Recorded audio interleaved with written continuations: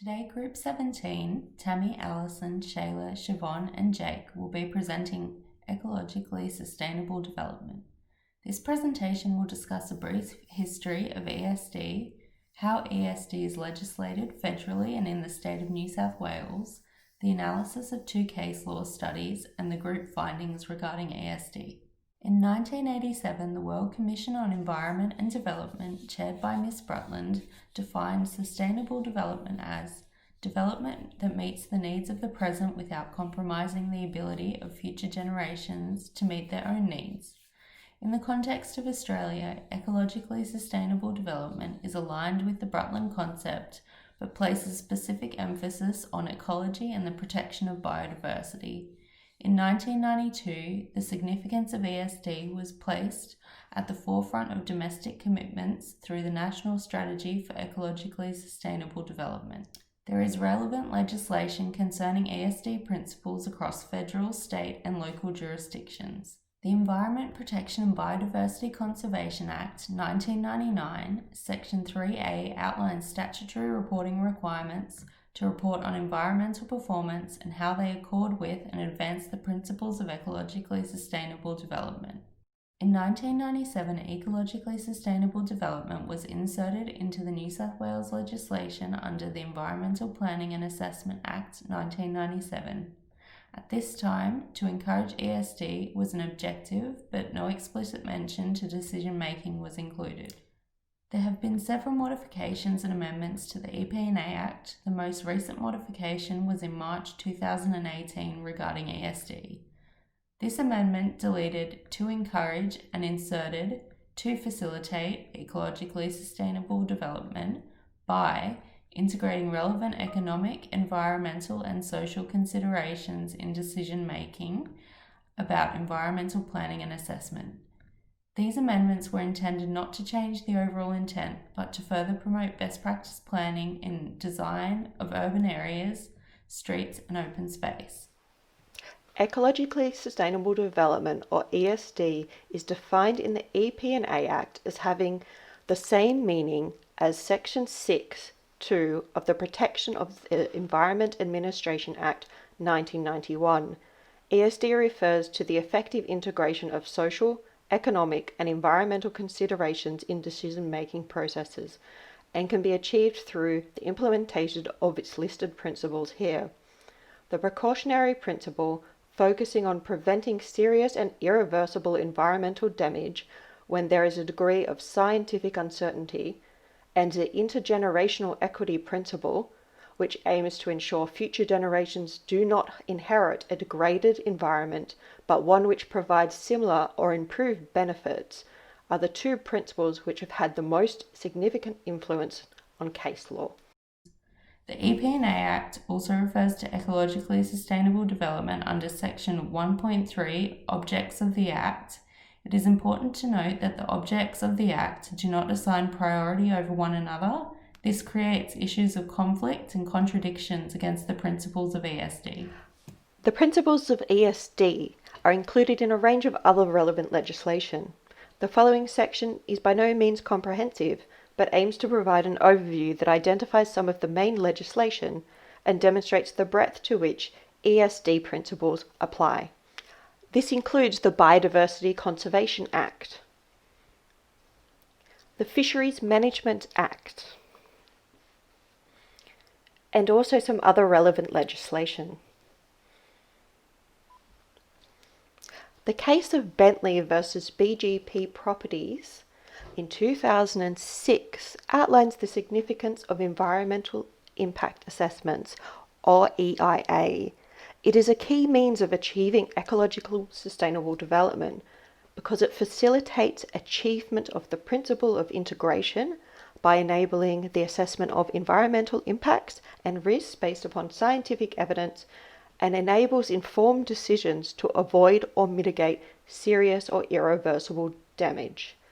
Information relevant to environmental impact assessments are scattered in legislation and regulations. For brevity, the relevant sections will be shown to acknowledge that several sources need to be consulted. This includes the Environmental Planning and Assessment Act, the Biodiversity Conservation Regulation 2017, and the Environmental Planning and Assessment Regulation 2000.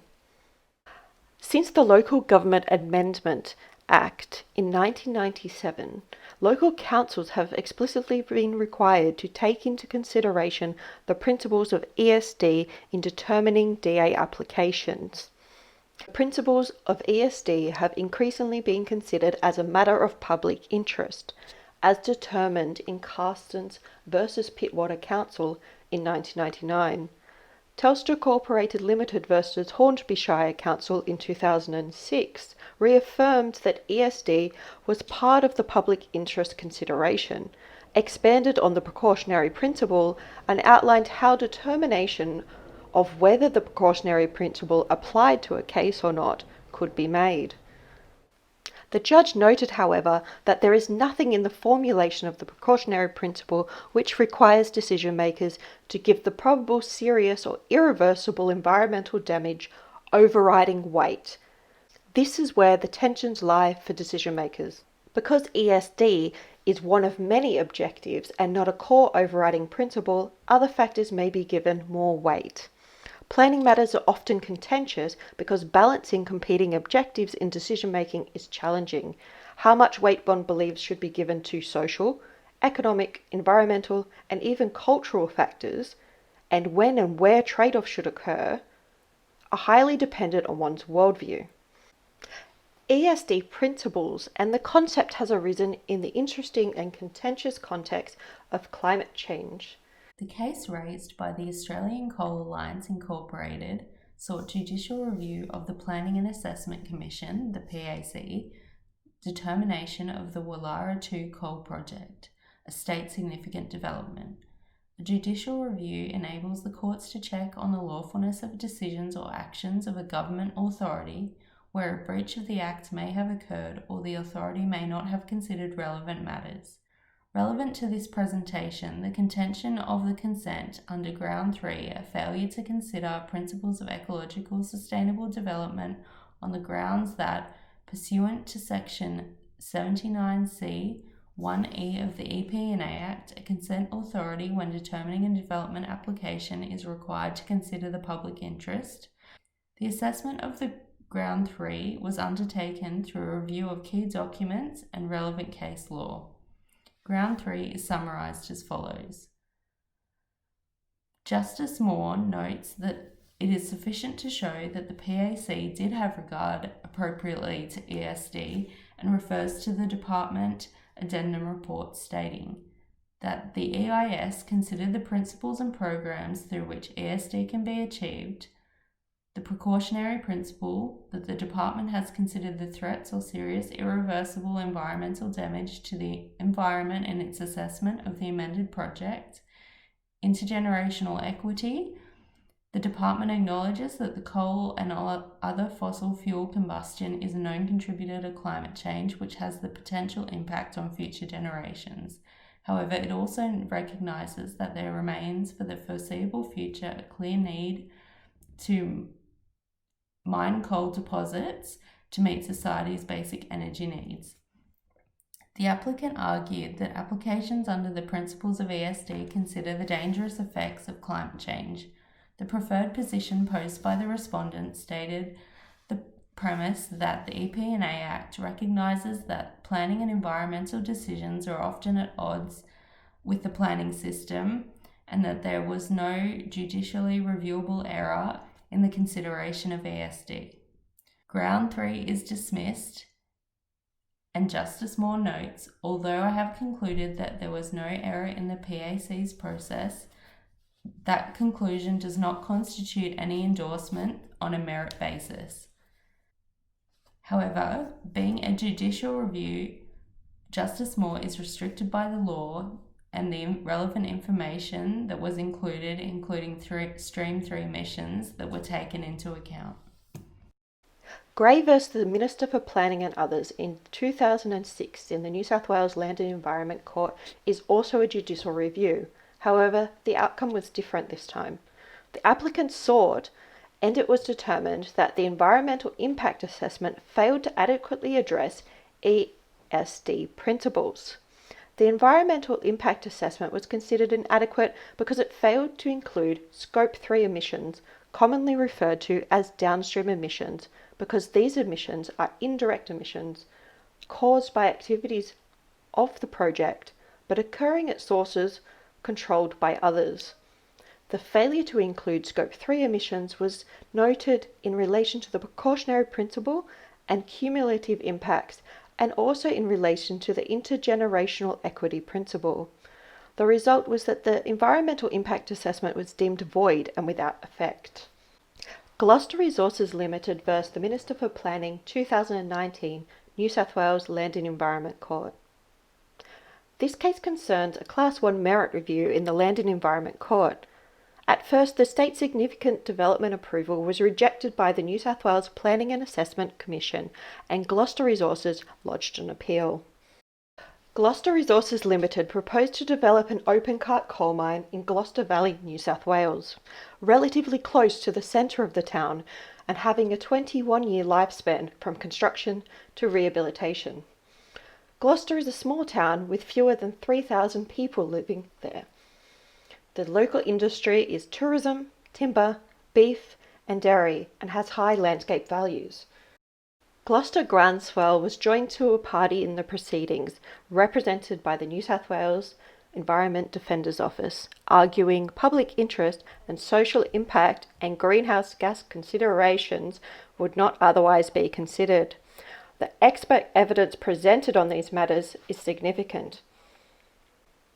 Whilst the crux of the decision primarily focused on traditional planning concerns, ESD principles applied to the intergenerational assessment of the benefits versus impacts of the development and also the cumulative greenhouse gas emissions that was considered. Paragraph 699 offers an eloquent sum-up of the case. In short, an open-cut mine in this part of Gloucester Valley would be in the wrong place at the wrong time. Wrong place because an open-cut coal mine in this scenic and cultural landscape, proximate to many people's homes and farms, will cause significant planning, amenity, visual and social impacts. Wrong time because the greenhouse gas emissions of the coal mine and its coal product will increase global total concentrations of greenhouse gas emissions at a time when what is now urgently needed in order to meet generally agreed upon climate targets is a rapid and deep decrease in greenhouse gas emissions. What is significant about this case? Well, whilst greenhouse gas emissions were not a primarily determining factor, they were one that was considered.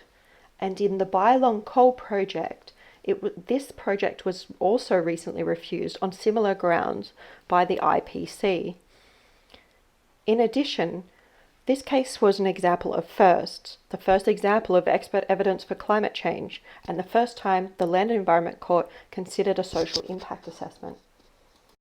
The case included the first example where expert scientific evidence relating to the biophysical elements of a carbon budget were presented in court in relation to climate change. This was presented by Will Steffen, an eminent scholar in ecological economics whose writings on planetary boundaries, ecosystem resilience, feedbacks, and thresholds are widely cited. Evidence presented to the court related to climate budget, cumulative impacts, thresholds, and downstream Category 3 emissions. The New South Wales Social Impact Assessment Guidelines for State Significant Mining, Petroleum Production and Extractive Industry Development 2017 was taken into account and underpinned much of the evidence that was presented in this case. The range of matters considered that help the court to assess the social aspect of ecological sustainable development are provided here. This reflects a new and emerging area of ecological sustainable development to evolve to adequately integrate all ESD principles. Ecologically sustainable development has been considered in several other interesting cases listed here. In the coming years, ecologically sustainable development will be increasingly defined, with increasing international pressure and the move towards sustainable energies potentially increasing its uptake.